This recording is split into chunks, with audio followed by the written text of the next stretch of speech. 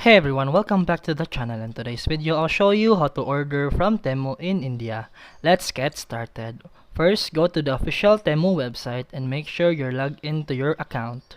On the top right corner, click on EN on the country icon, then click on change country or region, then search for India in the list. If India is not available, you can choose a supported country like Australia.